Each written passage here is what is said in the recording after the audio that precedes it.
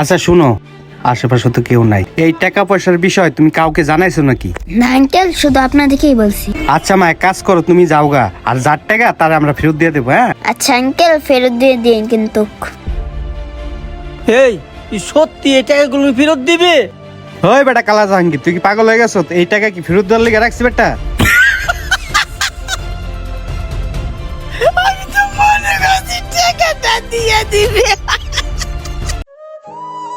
আয় মামুনি দাঁড়াও। আর আঙ্কেল, আপনি আবার কি? দেখো মামুনি, তুমি আমাকে চিনবে না, ভাই দেবে। তুমি যে ওই লোক দুটাকে টাকাগুলো দিয়ে আসলা, ওরা কি আসল মালিককে টাকাগুলো ফেরত দেবে? তোমার কি মনে হয়? আর যাই হোক, তুমি ওনাদেরকে চেনো না, জানো না, অন্ধের মতো কেন ওনাদের হাতে টাকাগুলো তুমি দিয়ে আসলা? আঙ্কেল, এই বিষয়টা তো আমি আগে ভাবিনি। চলেন ওনাদের কাছে যাই। ঠিক আছে চলো।